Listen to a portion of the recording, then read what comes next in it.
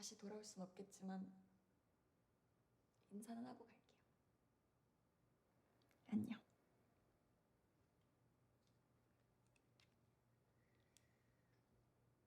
컷. 2, 3.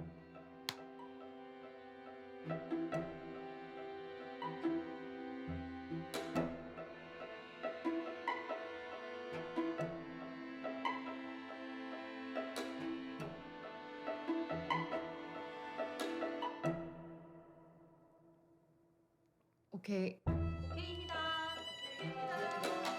다음 거 준비할게요. 다음 거 준비하겠습니다.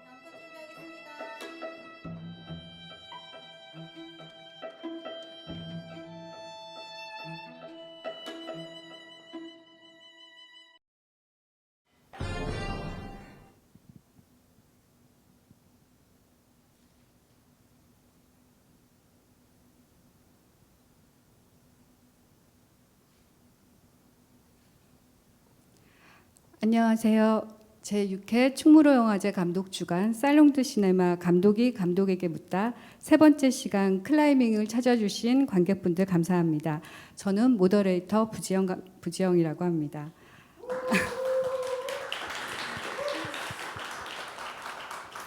네, 저희 충무로 영화제는 DGK와 중구 문화재단의 공동 주최로 서울특별시, 서울시 중구, CJ 문화재단, 영화진흥위원회 후원으로 개최됩니다.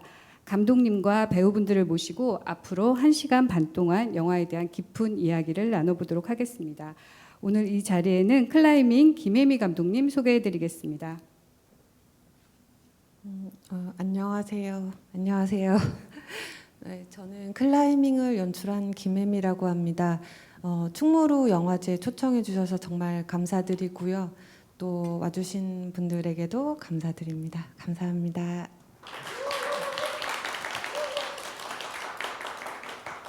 네, 감독님 되게 떨리시죠?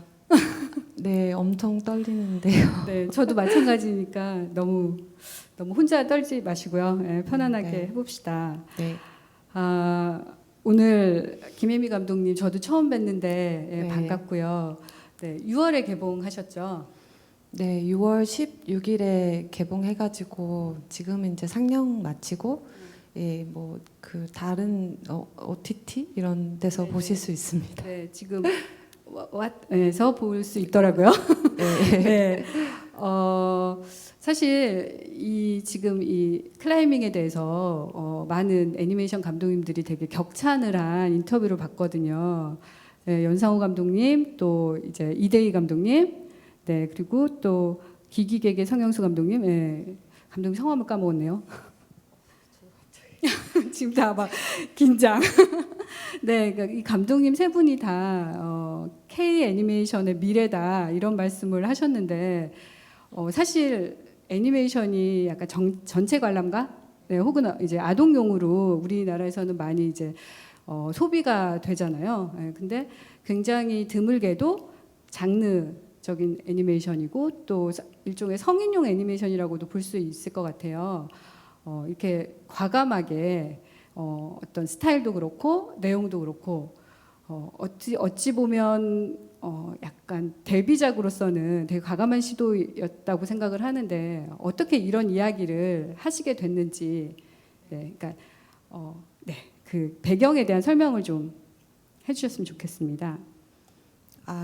네, 그 감독님들이 그 클라이밍에 대해서 이제 말씀해 주신 거는 아무래도 창작 애니메이션이 좀 드물다 보니까 예, 응원의 메시지로 보내주신 것 같고, 그리고 사실은 이제 데뷔작을 뭔가 이런 걸 해야 되겠다라고 생각을 했던 거는 아니고요. 그냥 제가 제일 지금 상황에서 진정성 있게 제가 또 제일 고민했던 부분을 잘 표현하고 할 수 있겠다. 그리고 제일 제가 하고 싶었던 이야기를 이제 만들게 됐고, 그게 또 개봉까지 운이 좋게 할 수 있었던 것 같습니다. 네. 네, 이야기가 뭐 보신 분들은 아시겠지만 여성의 임신과 출산이라는 어떻게 보면 사실 굉장히 신성시하는 그런 소재잖아요.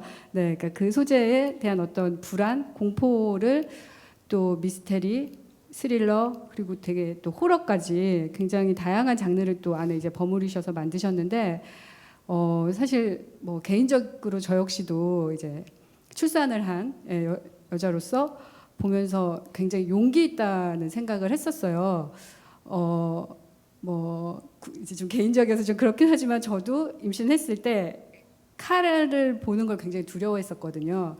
예, 그러니까 이게 뭐 칼 가지고 내가 뭘 해야 할 것 같지는 않은데 이상하게 칼을 보면 되게 두렵고 어떤 되게 부정적인 이미지들이 머릿속에서 지나가고 그랬었거든요.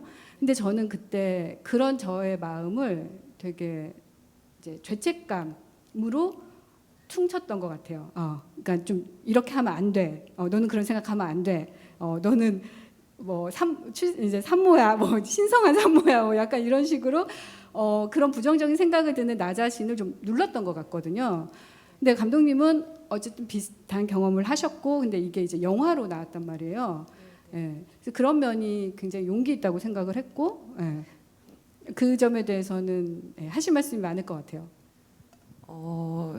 저도 지금 이제 부지영 감독님이 말씀하신 것처럼 그런 모서리 같은 걸 보면은 좀 불안한 생각이 들었었어요.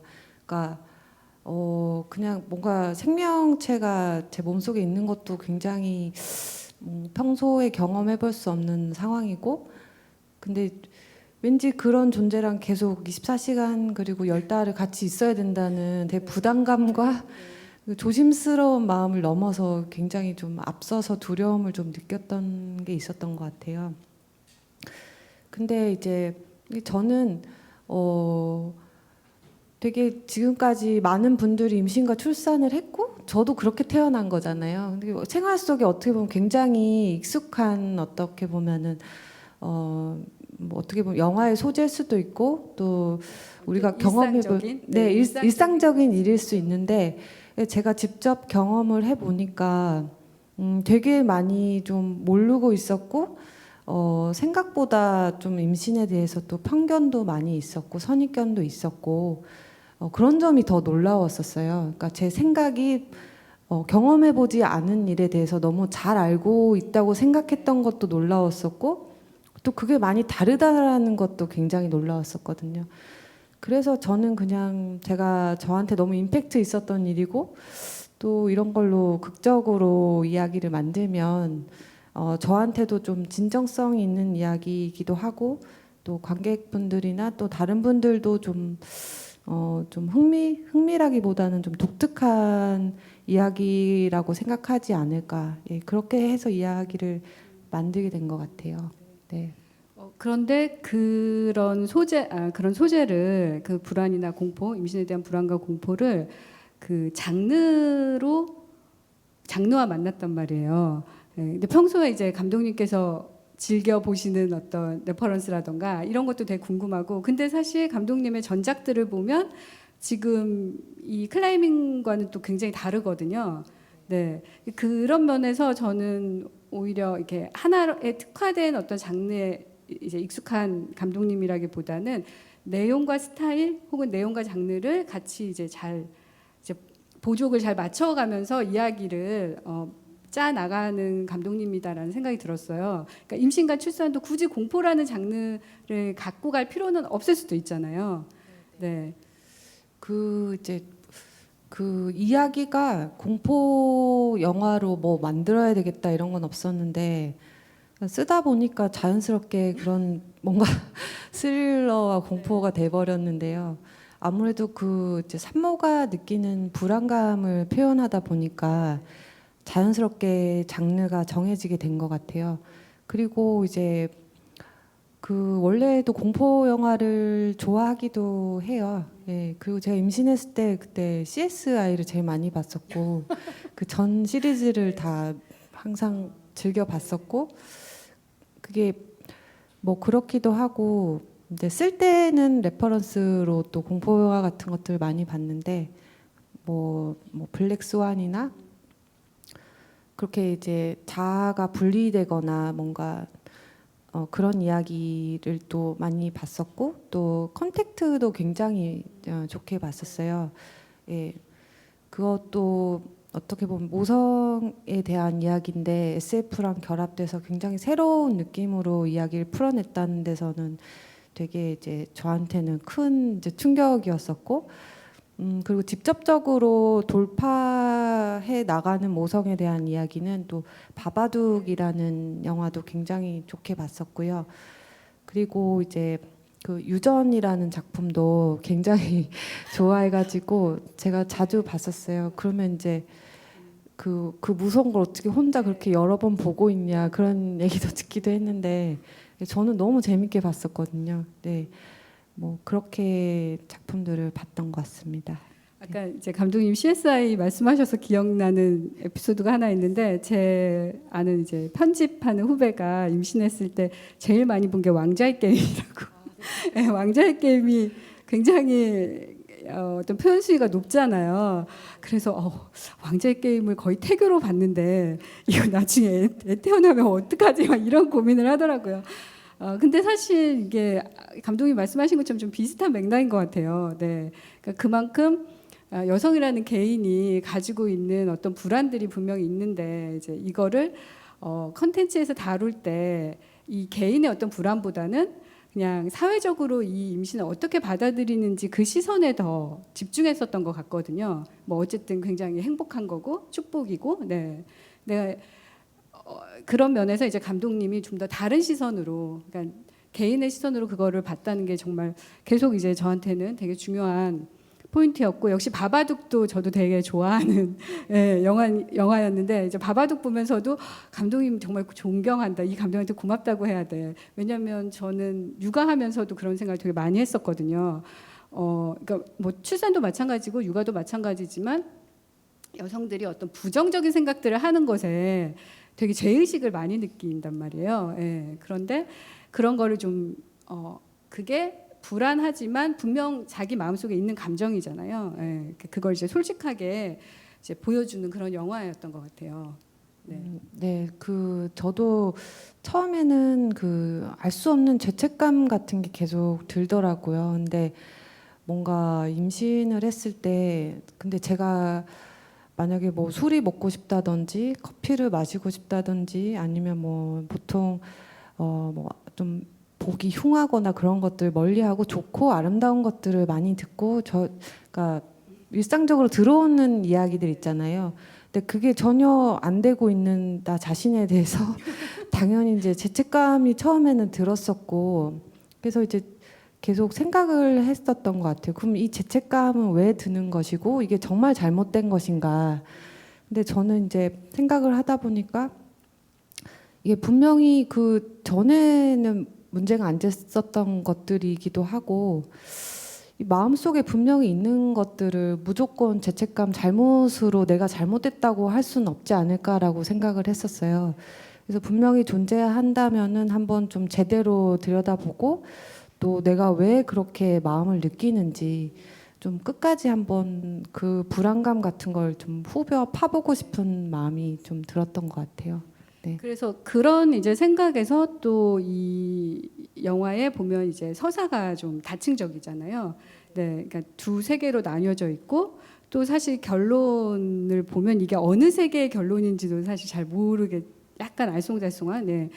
이 두 세계로 나뉘어서 이쪽 세계의 세연과 저쪽 세계의 세연을 살펴보는 것도 굉장히 이 영화 안에서도 되게 유의미했지만 실제로 여자들이 봤을 때도 되게 흥미로웠을 것 같아요. 그러니까 그냥 관객들이 봤을 때도. 네.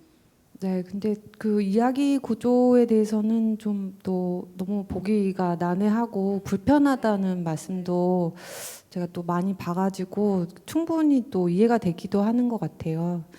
근데 제가 그 이야기 구조를 선택하게 된 데는 이제 어떤 임신에 대한 불안감이라는 제 그 주제에 맞는 이야기 서사 구조가 될 거라는 확신이 들었었어요.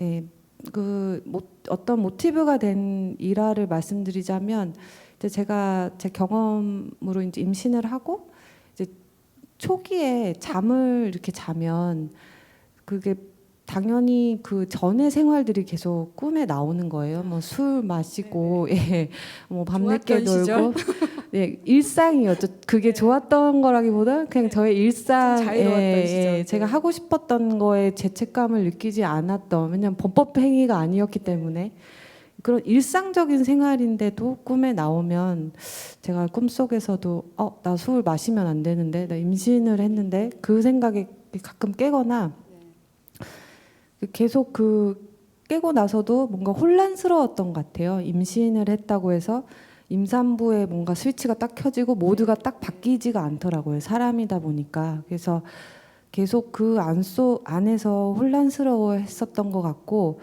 그리고 그 임신 증상이라는 그걸 이제 매개체로 해서 임신하지 않은 나와 임신한 내가 뭔가 꿈을 통해서 왔다 갔다 하는 그런 평행 세계의 어떤 모티브를 떠올리게 됐던 것 같아요. 어떻게 보면 제 그때 상황을 그대로 보면은 극적인 그 이야기 구조로 만들게 됐습니다. 네.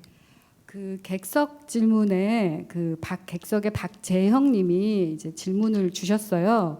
지금 저희 얘기하는 것과 크게 좀 다르지 않아서 유사한 부분이 있어서 질문을 한번 해보겠습니다. 두 가지 세계가 나오는데 감독님 인터뷰 일단 박재형님이 길게 써주신 거를 다 읽을게요. 네, 시간이 충분한 것 같으니까. 영화가 몽환적이고 보는 견해에 따라 다양한 해석이 가능한 것 같습니다. 이를테면 결말 부분에서 어떤 세연이 자아를 장악하고 살아남았는지 혹은 두 가지 세계의 세연 중 어느 쪽이 현실 세계의 세연인지 등 이런 명확하지 않은 스토리 전개나 결말이 관객에게는 열린 결말을 주어 재미도 주지만 일부는 감독의 메시지나 감독이 구상한 스토리를 알고 싶어 할 것 같습니다. 이런 부분에서 감독님의 이야기를 듣고 싶습니다. 그리고 질문은요. 두 가지 세계가 나오는데 감독님 인터뷰처럼 임신에 대한 내면적인 갈등을 위해 두 가지 세계를 교차 및 병행해서 구상하신 건가요? 이 때문에 생각을 많이 하면서 관람을 했다고 적으셨는데요. 네, 서사가 굉장히 흥미로우면서도 어쨌든 좀 생각을 요하는 구조잖아요. 네, 그런 부분에 대한 질문인 것 같습니다. 그 말씀하신 대로 영화 제가 생각했던 대로 잘 봐주신 것 같고요. 그리고 제가 의도했던 거는 이제 편하게 그 관객분들 생각대로 봐주셨으면 하는 것도 의도긴 했었어요. 근데 제가 생각했던 걸 이제 물어보시니까 그 얘기한 적도 있기는 한 것 같은데 그 산모가 진통을 하면서 겪게 되는 그 진통의 순간에 느껴지는 그 내적인 어떤 고민 같은 걸 극적인 구조, 서사 구조로 영화로 표현한 걸 수도 있고요. 또 그리고 그러니까 네. 이제 뭔가 출산하는 과정에서 이제 약간 난산일 수도 있고 어려운 네네. 그 과정 속에 이제 드는 생각들이라는 거죠. 네네, 내적인 갈등, 네, 고민 네네. 같은 걸 그런 수도 게 이제 영화의 여러 가지 세계로 나갔을 수도 있고. 네네. 네. 그리고 또 제가 생각했던 사실 결론은 어떤 제3의 또 다른 세연이 출산을 한다고 생각을 했었어요. 이게 왜냐하면은 클라이머 세연이 즉 뭔가 자아 실현을 하려고 하는 세연을 대표한다면 이제 출산을 하게 되는 또 저쪽 그 전원주택에 살고 있는 산모 세연은 이제 아이를 출산을 하고자 하는 그런 산모 세연으로 또 대표가 될 수 있겠는데요. 그 둘의 뭔가 이제 갈등이 심화되다가 클라이머 세연 즉 자아 실현을 이루고자 하는 쪽이 산모 세연을 죽이고 계속해서 자아 실현을 해 나가려고 하지만 결국은 이제 아이가 또 임신한 다른 제3의 세연이 존재하고 그 아이를 출산하게 되면서 클라이머 세연이 이제 사라지게 된다는 그런 걸 생각을 했었거든요. 근데 그렇게 이야기를 만들게 된 이유는 임신을 하고 나면 어떤 특별한 이유가 어떤 있지 않은 한은 아이를 출산을 하게 된다고 생각을 했었어요. 그래서 결국은 모든 어떤 고민과 갈등을 겪지만 그런 힘든 어떤 고민의 시간을 보내고 나서 결국은 이제 아이를 제대로 받아들이고 엄마로서 이제 나의 위치를 받아들일 수 있게 된다라는 걸 말하고 싶었거든요. 그래서 아이랑 이제 아이에게 젖을 물리고 산모로서 이제 자신이 이제 어떻게 보면 모든 힘든 여정을 겪고 이제 거듭 태어나는 네, 그런 이야기를 담고 있습니다.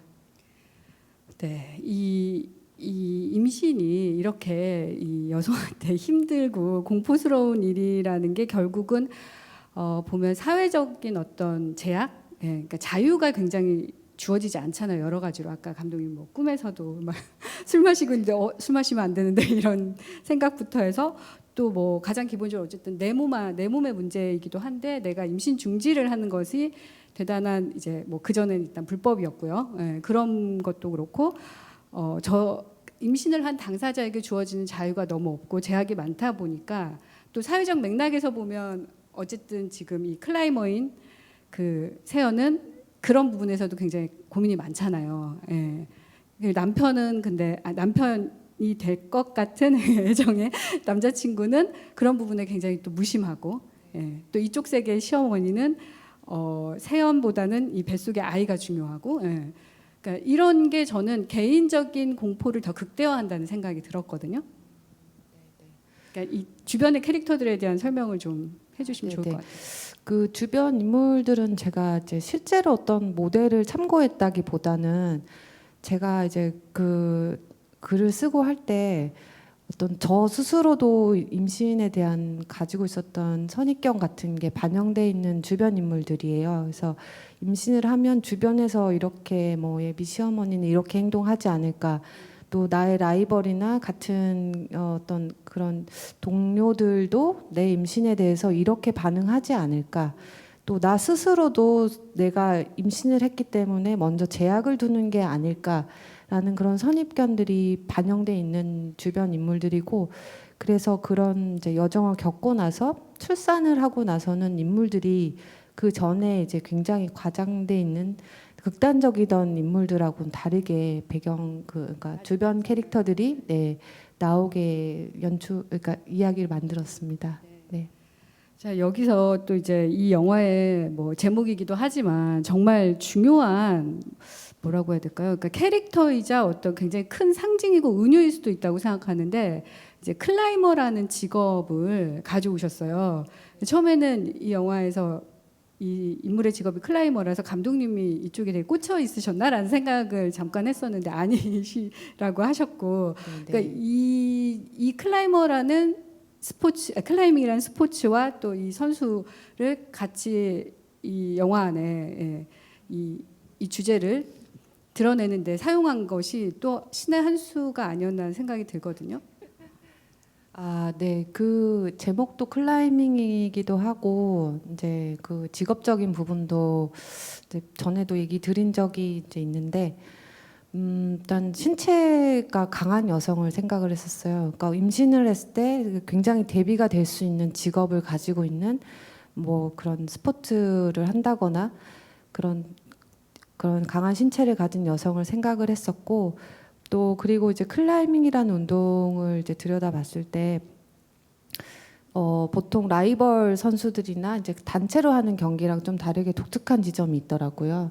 그래서 이제 스피드 경기는 두 선수가 빠른 시간 빠른 시간으로 올라갔을 때 기록이 좋은 선수가 이기는 거지만, 이제 리드 경기는 어떤 이제 라이벌 선수랑의 경쟁이라기보다는 어떤 그 암벽을 정해진 시간 내에 혼자 그 길을 찾아서 떨어져도 괜찮고 완등을 해도 괜찮고 못해도 우승을 할 수 있는 그런 경기더라고요. 그래서 그 점에서 이제 굉장히 그 실제 삶을 살아나가는 자신의 삶을 이제 설계해 나가고 열심히 노력해 나가는 보편적인 삶을 사는 것과 뭔가 상징적인 의미로 잘 맞을 수 있겠다라는 생각이 들었고요.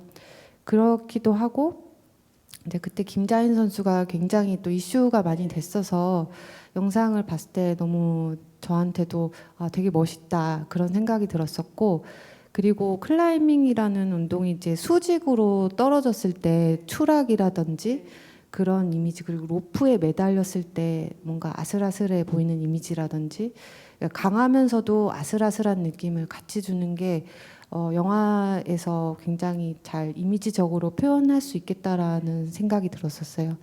그래서 그렇게 선택을 하게 됐습니다. 그리고 마지막 이게 첫 오프닝 이미지와 클로징 이미지가 조금 다른데 이제 오프닝 이미지는 태아가 탯줄에 연결돼 있는 이미지고 클로징 이미지에는 세연도 같이 연결이 돼 있잖아요. 예, 그러니까 그 선이 사실은 되게 클라이밍이 어쨌든 본인들을 지탱해주는 생명줄 같은 로프가 있잖아요. 그 두 가지가 또 이렇게 같은 은유로 쓰이는 것 같더라고요.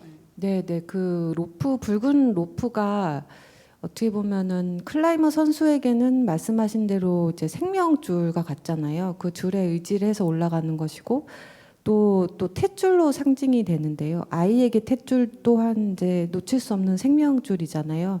그래서 그 줄을 놓고 서로 이제 줄다리기를 하고 있다. 그런 이미지를 생각을 했었어요. 그러니까 누구도 양보할 수 없는 싸움 같은 것.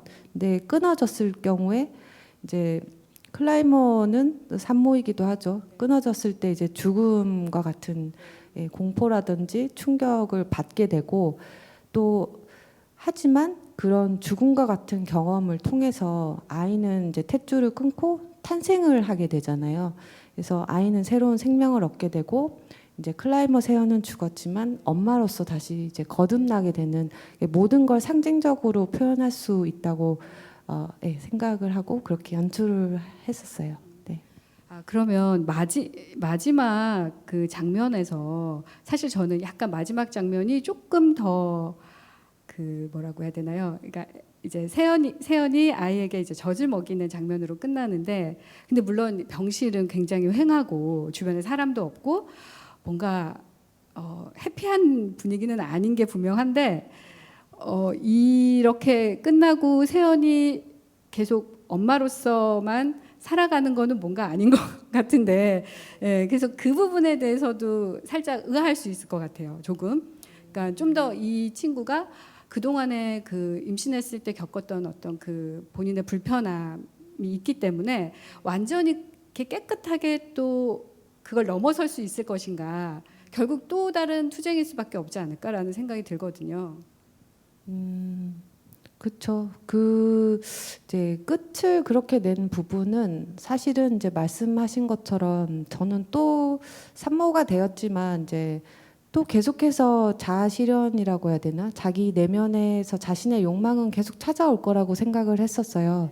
그래서 이제 그 병실에서 찾아오고 이제 뭐 젖을 물리는 순간 일시적으로 좀 사라지긴 하지만 클라이머 세연이 언제든 찾아오는 것이 또 뭐 당연하지 않나, 네, 자연스러운 것이 아닌가라고 생각이 들었고 영화가 그렇게 끝난 것은 제가 하고 싶었던 이야기는 그 뒤에 그 주인공의 삶에 대한 이야기가 아니라 임신을 하고서부터 출산하는 부분까지만 얘기를 하고 싶었어요. 거기 집중하고 또 그 부분만 이제 애니메이션적으로 이제 극적으로 재밌게 보여주고 싶어서 그 과정까지만 해도 굉장히 저는 이제 어떻게 보면은 강한 이야기이기 때문에 거기만 집중을 하고 싶었었어요. 네.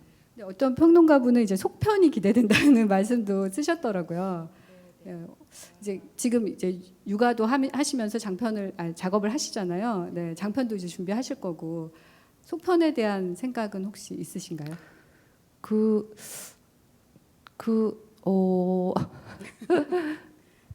사실 이제 임신과 출산 이야기는 그만하고 싶은데요.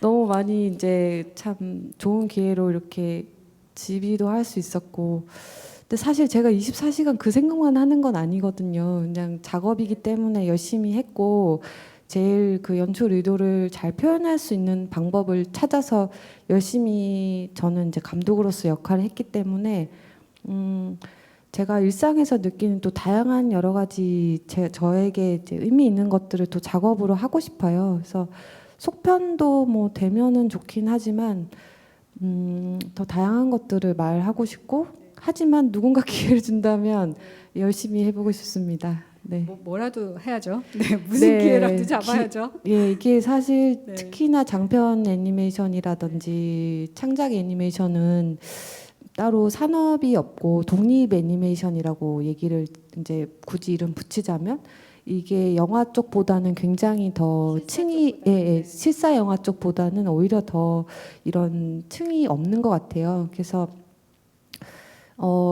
그래서 좀 독립 애니메이션이라는 게 또 어떻게 보면은 굉장히 낯설 수도 있고, 또 애니메이션이라고 하면은 픽사나 디즈니 이런 게 대표적으로 지브리 이런 이미지를 생각하기 때문에 좀 다른 어떤 그런 어떤 씬이 있다라는 것도 있는데, 그래서 뭐 되면은 만들어지기가 어렵기 때문에 뭐든 기회가 된다면 다 열심히 해보고 싶습니다.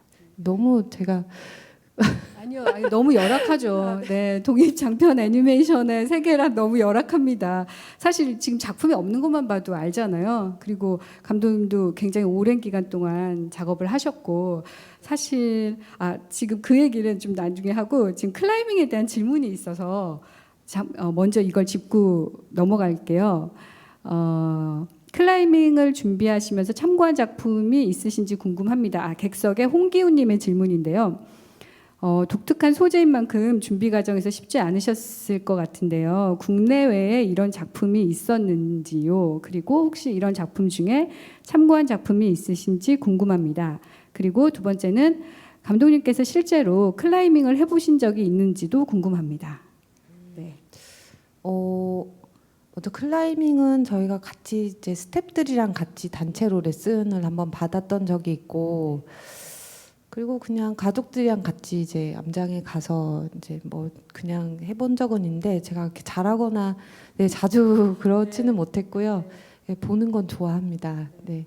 그리고 참고했던 작품은 아까 말씀드렸던 거랑 중복이 되는 것 같고, 근데 뭔가 항상 뭐라고 해야 되지? 봤던 작품들을 하고 제가 또 말하는 부분에서는 차별성이 있어야 된다고 생각을 했었어요. 이게 동호 반복이 되면은 뭐라고 해야 그래서 저는 제가 하고 싶었던 이야기를 이제 좀 어떻게 보면 좀 과할 정도로 집중하고 그런 식으로 표현을 했었는데요. 질문은 좀 아닐 수 있지만 또 영화랑 다르게 애니메이션에서 좀 이게 좀 너무 과하다, 좀 너무 표현에 있어서 그런 이야기들을 좀 들은 경우가 또 많이 있는데, 이게 아무래도 실사 영화에서 배우들이 연기를 하는 것만큼 구현이 좀 어려운 부분이 있어요. 그러니까 아무래도 캐릭터들을 직접 애니메이터 분들이 움직여야 되기 때문에 굉장히 세밀한 감정을 표현을 다 하기가 어려운 부분이 있어서, 그것 또한 저에게는 이제 선택과 집중이었던 거죠. 캐릭터가 조금 더 이제 실사 영화보다는 연기 톤이 좀 더 올라가 있고 좀 세 있는 건 저도 알고 있고, 그렇게 표현이 돼야지 좀 더 강렬하게 전달될 수 있을 거라고 생각을 해서 그렇게 또 했었습니다. 지금 말씀하신 것과 관련해서 이렇게 저는 애니메이션 감독님들이 이제 배우를 앞에 놓고 테이크를 여러 번 가게 할 수가 없잖아요. 그러니까 배우가 아니라 그냥 무생물인 거잖아요. 뭐 그게 컴퓨터에 있는 그림이든 그냥 자기가 직접 드로잉한 것이든 간에, 그럼 도대체 오케이는 어떻게 날 것인가, 그게 늘 좀 궁금했었어요. 그러니까 뭐 실사에서는 뭐 10번을 가시는 분도 있고 뭐 이제 유명한 감독님도 그 이상 많이도 가시기도 하지만, 근데 이제 거기에는 배우와 감독의 어떤 케미도 있고 시너지도 있고 여러모로 받는 에너지들이 있잖아요.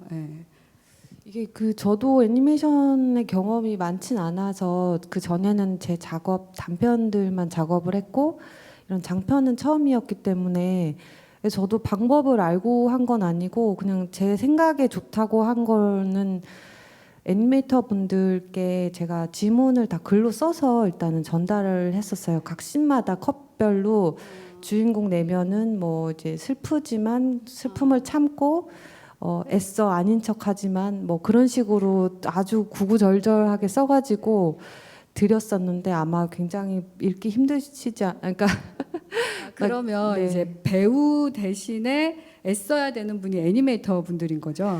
네. 그래서 애니메이터 분들께 이제 얘기를 드리고, 톤도 원래 작업을 하셨던 그 전에 작품들 같은 경우는 만약에 이제 3D 애니메이션 하면 움직임 같은 걸 아실 거예요. 약간 그 특유 약간 쫀득쫀득하면서도 예, 이런 느낌이 있는데 그게 저희 영화에 이게 톤이 안 맞을 것 같아가지고 그런 부분을 굉장히 얘기를 드렸었고 또 거기서도 잘 이해를 해주셨고 그러니까 지금 앞에서 말씀하신 그 쫀득쫀득한 그거는 예, 뭐라고 오히려 해야 더 실사에 가까운 행위 액션인가요? 아니면 그 반대인가요? 더 애니메이션적인 네네. 표현인 거죠. 예, 예. 아. 그러니까 약간 가속도가 있다든지 네네. 아니면 뭐 그러니까 동작 전에 그냥 이렇게 잡는 게 아니라 약간 이렇게 잡는다든지 네. 그런 네. 애니메이션 그러니까 특유의 일종의 예. 이제 클리셰 비슷하게 상투적으로 하는 어떤 액션 같은 거네요. 액션의 네네. 근데 액션의 애니메이션은 쪼라고 그 뭐라고 애니메이션은 특유의 그렇게 액팅을 잡을 때 그렇게 해요. 그러니까 더 움직임에 가깝게 보이게. 네네 가깝게. 그런 것들을 오히려 저는 이제 빼고 이제 부탁을 드렸었죠.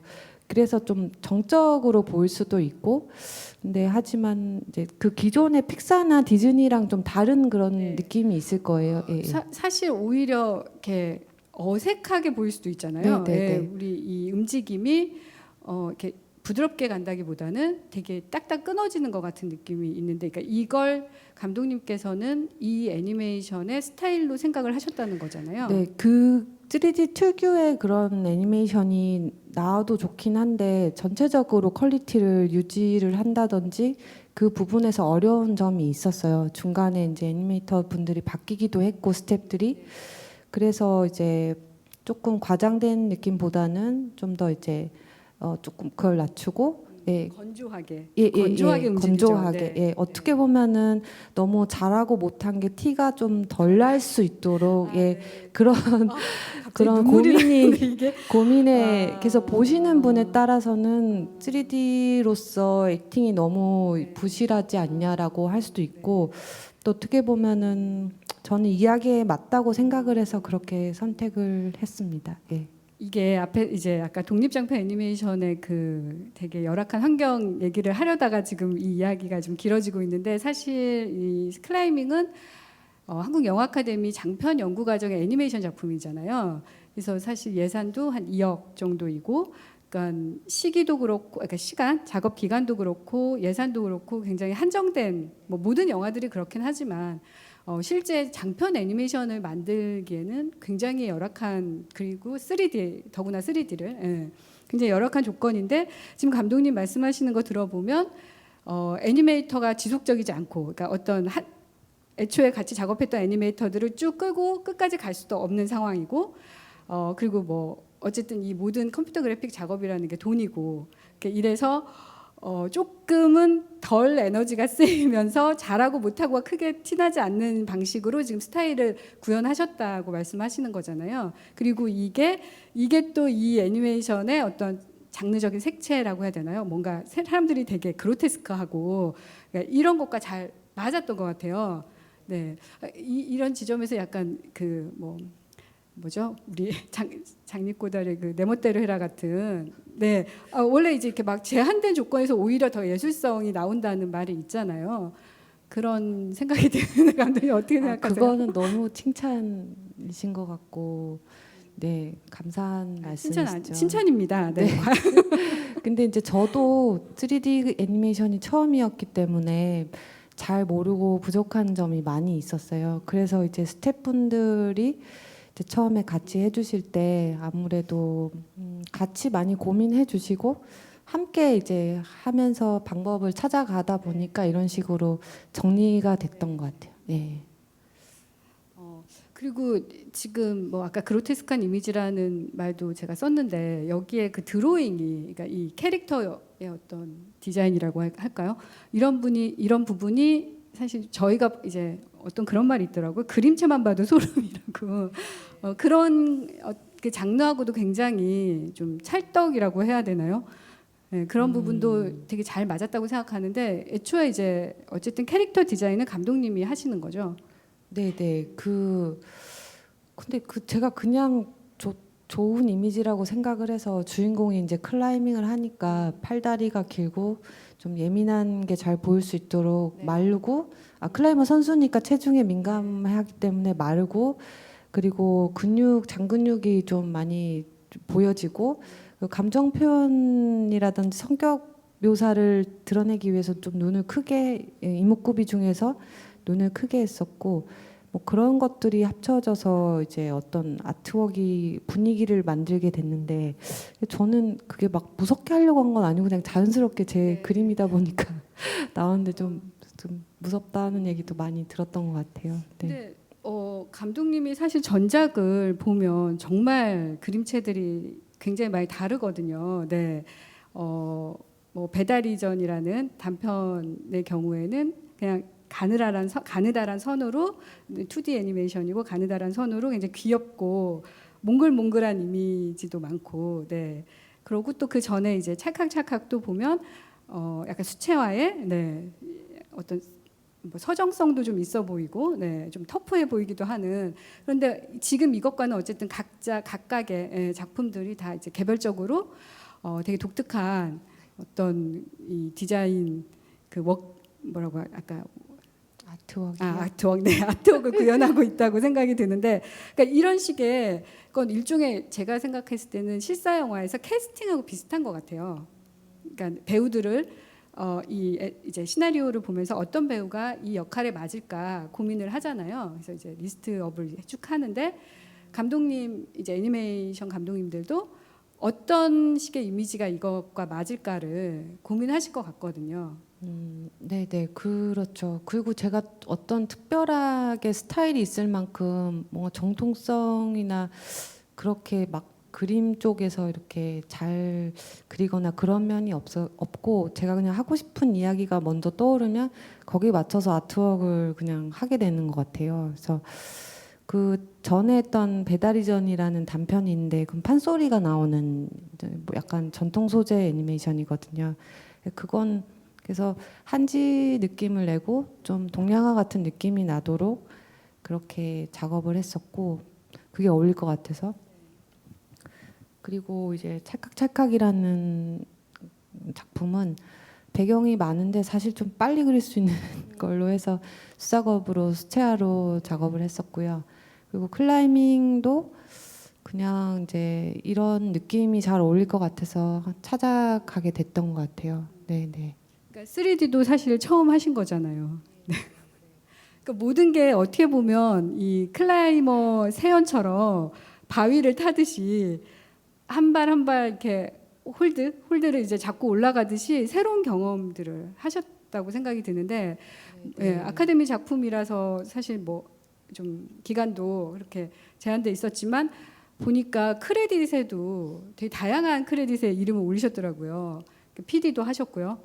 네, 시나리오도 당연히 쓰셨고 연출도 하셨고 또 편집도 하셨고 또 어떻게 보면 이 모든 이제 세팅, 그러니까 이제 실사 영화로 치자면 로케이션들을 선택하는 게 결국 애니메이션 감독들한테는 그게 프로덕션 디자인이라는 걸 전부 다 하셔야 되잖아요, 직접. 네, 그러니까 미술까지 어떻게 보면 다 하신 건데 그게 이제 인력이 좀 많지도 않기도 했고 제가 잘 몰라서 그냥 닥친 대로 했던 것 같아요. 그냥 하루하루 눈 뜨면 닥치는 일들을 해내려고 열심히 해내려고 노력을 했고 이제 그 전에 제가 연출부가 따로 없었는데 이제 많이 힘이 돼주고 제일 이제 중심을 잡아줬던 게 그 박혜미 감독이 같이 스토리보드를 작업을 해줬어요. 그러면서 먼저 장편 과정을 했던 감독이기도 하고 제가 한번 이제 정말 멘탈이 이제 나가가지고 나 그냥 이거 뭘 부귀 영화를 누리겠다고 이거를 한다고 그냥 아카데미에 그냥 이거 처음 하는 얘긴데요. 처음 하는 얘기요? 네, 잘 들을게요. 귀담아 들어요.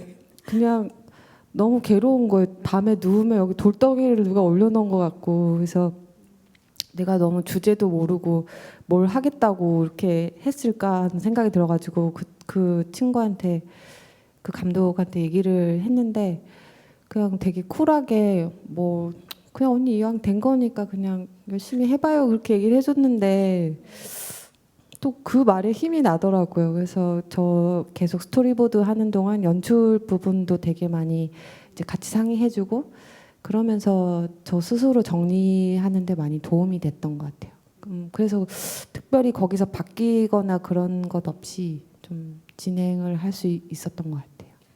사실 이 기간이 길다 보면 너무 많은 생각들이 스칠 것 같아요. 예.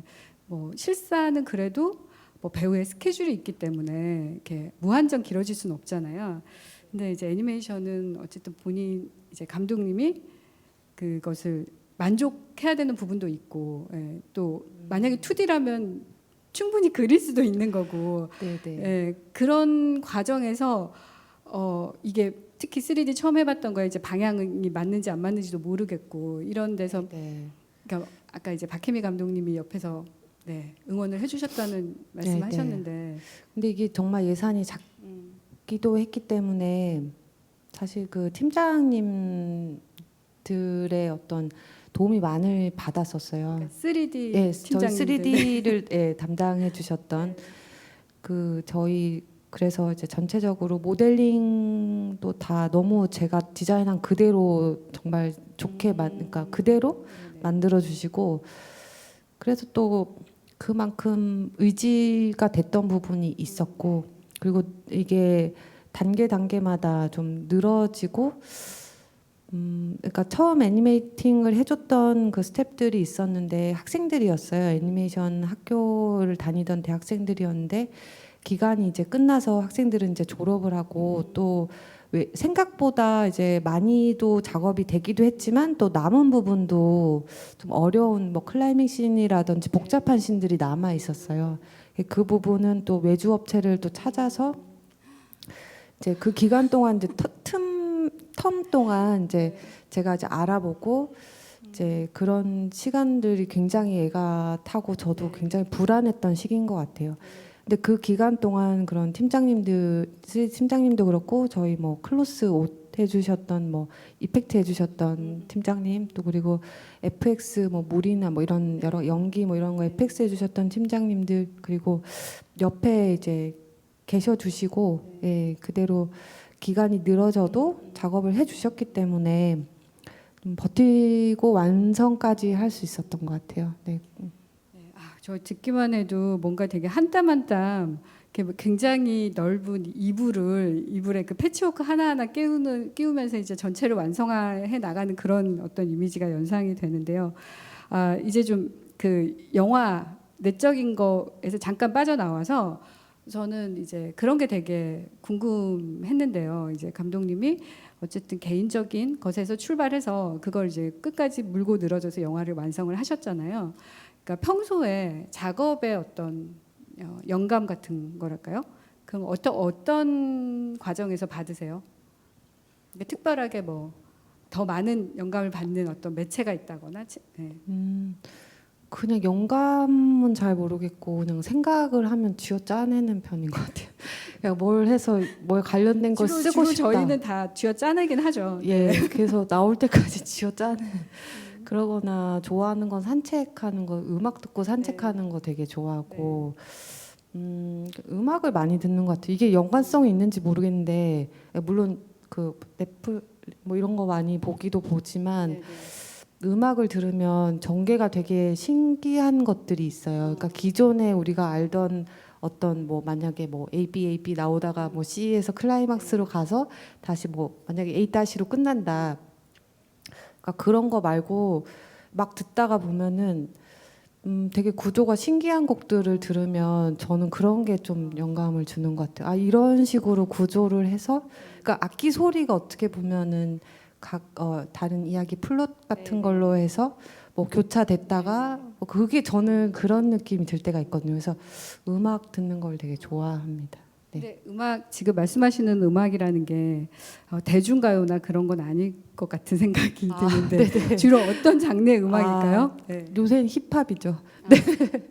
네, 힙합 듣는 거 좋아하고 근데 힙합이 또 그 요새는 워낙 이제 서로 이제 콜라보레이션 하거나 이제 같이 여러 가지 다양한 장르들이랑 합쳐져 있기 때문에 되게 들으면 신기하고 재밌는 곡들이 많은 것 같아요. 근데 감독님 이제 개인적으로 얘기 나눌 때 이제 인터뷰에서 뵀는데요.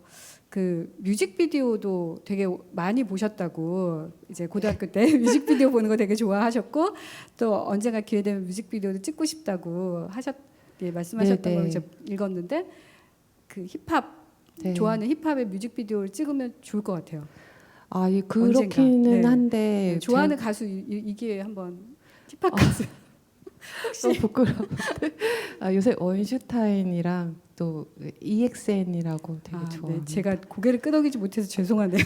제가 아니, 전혀 모르는. 그 외국 힙합도 좋아하기도 네. 하고 그냥 유행하는 것들 다 많이 듣고 좋아하는데 근데 요새는 또 좀 전에는 뮤직비디오를 너무 좋아해서 많이 예전에는 이제 신기한 것들도 많고 해서 많이 봤는데 네.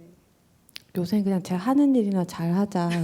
그래서 그건 영상 너무 뛰어나게 잘 하시는 분들이 많아서 감각적으로 그런 분들이 하시는 거다 이렇게 생각하고 그냥 저는 이야기에 집중하고 좀 더 이제 깊이 있게 쓸 수 있도록 좀 그런 거를 생각을 하게 되는 것 같습니다. 네. 다시 클라이밍으로 돌아와서 얘기를 해보자면 그래서 저는 아까 이제 감독님께서 여러 가지 모든 포지션들을 다 이제 보셨고 뭐 미술도 당연히 하셨고 근데 촬영 조명 이런 쪽에도 어쨌든 다 보신 거잖아요. 보니까 크레딧에 촬영 감독이 따로 없더라고요. 네. 네. 그래서 저도 이제 처음에 3D 애니메이션 하는데 카메라 잡는 거를 모르겠는 거예요. 그래서 이걸 사람을 어느 정도 이걸 벌려놓고 이것을 찍어야지 이 스토리보드처럼 만약에 바스샷이나 뭐 이렇게 나오는지도 전혀 모르겠는 거예요. 그래서 일단 스태프들이 잡아놓은 것들을 가지고 레이아웃을 잡아주면 제가 많이 계속 들여다봤죠. 계속 파일 열어서 확인해보고 그냥 제가 이렇게 저렇게 배치를 하면서 그냥 데이터를 쌓았던 것 같아요. 이렇게 놓으니까 내가 원하는 그림에 가깝다.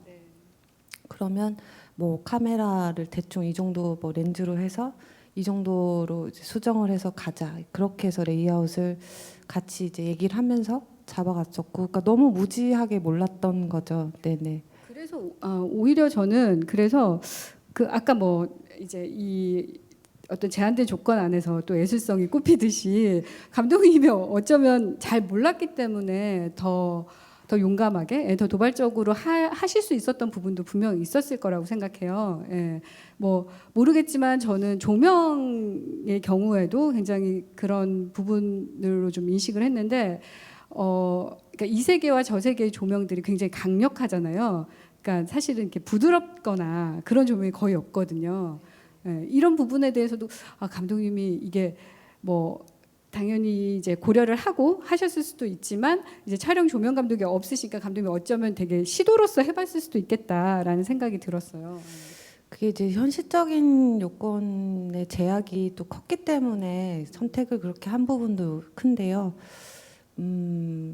그게 저 이제 조명을 많이 설치를 하게 되면 이제 그만큼 렌더링 시간이 오래 걸리고 또 그만큼 이제 오래 걸릴수록 비용이 커지기 때문에 이제 렌더링 하는 어떤 그 또 저희 외주 회사 저희 팀장님이랑 얘기를 하면서 렌더링이 나오는 속도와 조명을 이 정도 쳤을 때 이제 얘기를 하면서 맞춰서 맞춰서 하는데 대신 제가 그것만 해달라고 그냥 할 수는 없지 않습니까?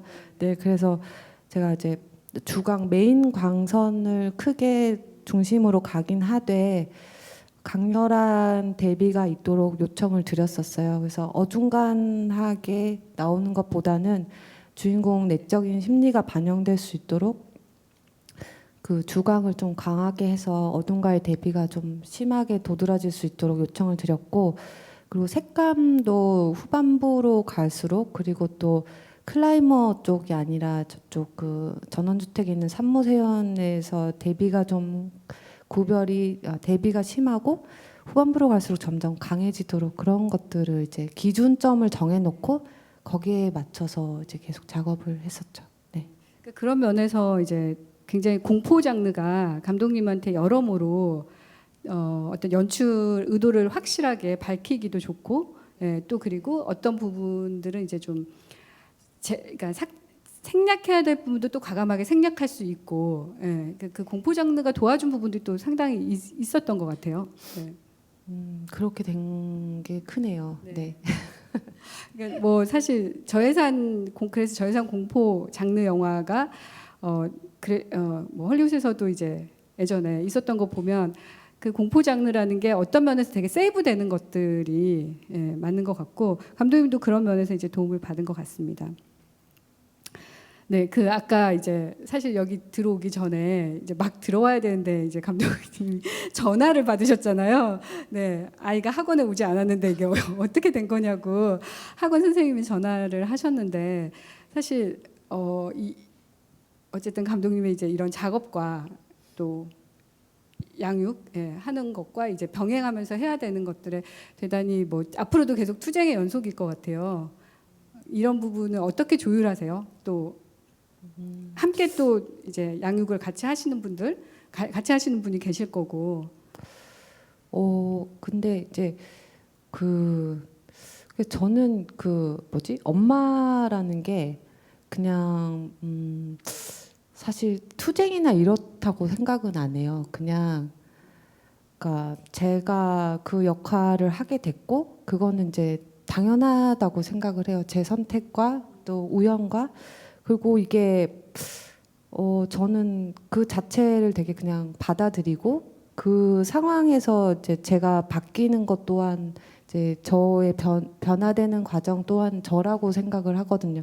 그러니까 그게 그냥 살아가는 것이지 뭔가 내가 어떤 상황에 처해 있다 이렇게 생각은 하지는 않거든요. 그래서 같이 만들어 가려고 생각을 하는 것 같아요. 아이한테도 저는 이제 제 이야기를 다 하고 뭐 이런 일들이 있고 오늘도 무슨 영화제에 있어서 이렇게 가게 됐고 편하게 얘기를 하는 편이고 네, 또 아이 얘기도 듣고 그냥 인간 관계를 하는 것처럼 그렇게 관계를 계속 만들어 가고 있는 것 같아요. 예. 이 클라이밍을 우리 아이는 보지 못하잖아요.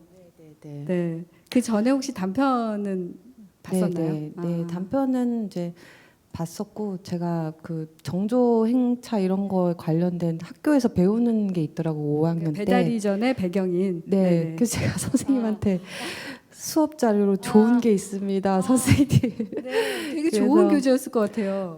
그래서 그냥 애들도 재밌어 할 것 같아가지고 굳이 제가 그것을 선생님께 보여드리면 좋아할 것 같아서 연락하셔가지고. 애 편으로 보냈거든요. 네. 그래서 그러니까 저는 그래서 제가 하는 일이 뭔가 동떨어진 게 아니고 애 입장에서도 그냥 자연스럽게 엄마는 이런 일을 하는 사람인가 보다라고 생각했으면 좋겠어가지고 그렇게 근데 또 뭐 그것 때문인지 모르겠는데 배달 이전이 수업 교재로도 선생님들께서 또 활용하신다고 얘기가 그래서 축하드립니다. 아니요 그 만들어주신 선생님 한테 제가 감사를 드려야 될 것 같아요. 네, 그래서 그냥 그렇게 살아가고 있습니다. 네. 지금 작업하시는 거는 어떤 내용이세요? 이거 앞으로 뭐 네. 계획이나? 네.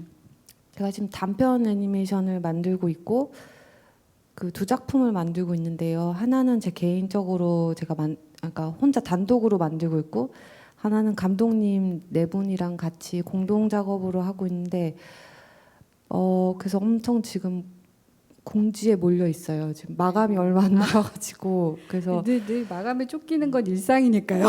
네, 그래서 하나는 이제 나무의 집이라고 어떻게 보면 가정을 이루고 그런 이제 원래 나무였던 여자가 있는데 산에서 이제 남자랑 이제 도시로 내려와서 이제 사람이 사는 곳으로 와서 가정을 꾸미고 이제 자신의 나무의 몸을 이용해 가지고 이제 가구나 뭐 이런 것들을 만들고 남편은 그걸 이제 재단하고 다듬고 이렇게 해서 가정을 꾸며가는 걸 상징적으로 표현을 하고 이제 어느 순간 이제 아이도 다 크고 이제 여자가 더 이상 나무에 이제 그 전엔 재생이 됐었는데 이제 몸이 재생이 되지 않아서 이제 다시 산으로 돌아가고 싶다고 해서 산으로 돌아가는 그런 단편. 되게 선녀 나무꾼 같기도 하고 또 뭐 네. 아낌없이 주는 나무 같기도 네. 하고 뭔가 되게 여러 가지 이야기가 네, 그런 게 있고 하나도 또 어떤 여성들의 생활 같은 것, 엄마의 삶 생활 같은 것, 예, 그런 걸 만들고 있습니다 지금. 네, 그 작업은 보통 집에서 하시나요? 예, 예, 집에서 그래서 책상이 두 개가 있는데 애가 옆에서 줌 수업 듣고 숙제하고 저는 그 옆에 앉아가지고 이제 작업하고. 뭔가 되게 평화로운 분위기네요. 제가 생각했던 거에 비해서 저는 맨날 투쟁이라고 생각하거든요. 아, 네. 네. 그냥 전 생활이니까 예, 어떤 설득을 하고 애도 그냥 저를 이해를 하고 그래서 양해를 계속 구하면서 일을 하고 있죠. 계속 앞으로 쭉 그러시면 좋을 것 같은데 이제 또 애가 사춘기가 되잖아요. 저는 누가 그 사춘기 아이들의 머릿속을 애니메이션으로 만들어주면 너무 좋겠다. 물론 그 예전에 이제 픽사 애니메이션에 이제 그거 있기는 했었지만 기쁨이 슬픔이 있긴 했었지만 훨씬 사춘기 아이의 머릿속은 되게 뭔가 들끓는 용암 같은 거라고 생각하거든요. 예, 제가 그 과정을 계속 겪고 있는 중이어가지고 네, 감독님 한번 생각 있으시면 한번 만들어 주시면 좋을 것 같아요. 애가 아직 사춘기가 안 와가지고 나중에 오면은 저도 한번 생각해 볼 수 있는 기회. 그리고 이제 저도 이제 오랫동안 그 작업 차기작 사이에 좀 텀이 길면서 좀 이제 동료 감독들한테 늘 궁금한 거는 되게 루틴한 작업 방식을 갖고 있는지 아니면 그냥 몰아쳐서 어떤 아이디어의 맹아가 생기면 그걸 붙잡고서 뭐 시도 때도 없이 막 하는지 그런 거에 대한 되게 궁금증이 생기더라고요. 제가 너무 오랫동안 뭔가 저 역시도 이제 그런 작업 방식을 딱 안착시키지 못하고 너무 오랜 시간을 보냈다는 생각이 들어서 되게 궁금해요. 그런 부분이. 저는 옛날부터 항상 그냥 닥치는 대로 살아왔던 것 같아요. 저 역시도 그랬던 사람인데 예, 이게 뭔가 여유를 가지고 루틴을 만들 수가 없는 상황이기 때문에 하루하루 그냥 닥치는 대로 여유가 있으면 쥐어짜고 여유가 없으면 어떤 뭐 영감이 만약에 떠오르는 게 있으면 적어놓기도 하고 예, 그런 것 같아요. 네. 네, 지금 제가 이제 궁금한 질문들을 좀 약간 부록처럼 하고 있는데요. 또 그 평론가 분들 중에 또 누가 이 영화의 실사화에 대한 그 기대도 하시더라고요. 속편과 실사화. 네, 그래서 말씀드리는데 혹시 이 클라이밍을 실사로 누군가 제안을 하신다면 연출을 제안을 하신다면 당연히 일단 제가 실사 경험이 없어가지고 그런 제안을 아무도 안 주실 것 같긴 한데 일단 주시면 전 뭐든 다 네, 네. 열심히 하고 싶고 그리고 그쵸 되면 그렇게 말씀해 주시면 너무 영광스럽죠. 네. 그러면 이제 세연이나 그 시어머니는 어떤 배우분이 하시면 좋을 것 같아요? 네네. 그 사실 저도 생각을 해본 적이 있는데 생각을 이미 해보셨군요. 네 캐스팅 다 마쳤고 이미 마쳤고. 네 저는 그 배두나 배우님이 네. 너무 멋있고 매력 있다고 생각을 잘 어울리실 것 해서 같아요. 네. 예, 그 세연 역할을 해주시면 좋을 것 같고 그 예비 시어머니는 배우 이혜영님이 해주시면 굉장히 네. 멋있으실 것 같고 예, 남편 예비 남자친구는 예, 아이돌 죄송합니다. 전 아이돌? 네. 전 아이돌? 아니 그런 건 아니고 그냥 지금 아이돌 예, 여성 팬분들한테 죄송하다고 하시는 거예요? 예, 여성 그 배우들만 생각을 했네요. 네. 남편분도 알려주세요. 아이돌 생각하셨잖아요. 아니요 안 했습니다. 안 했습니다. 돌 맞을까봐. 아니요 안 했습니다. 저 말이 잘못. 네. 그리고 이제 네. 질문 주신 거에 붙이자면 사실 이제 저는 이게 영화화가 되면은 뭐 좋은 기회고 감사한 일이긴 하지만 이건 애니메이션으로서의 더 이게 애니메이션이기 때문에 그런 뭔가 분위기와 또 그런 독특한 어떤 힘이 있는 것 같아요. 그래서 영화화 됐을 때는 좀 많이 각색이 되거나 좀 다른 분위기지 않을까라고 생각이 들고 저는 그냥 이 애니메이션으로 만든 거에는 사실 그 이대로 만족을 하고는 있습니다. 아까 속편도 안 하실 거죠?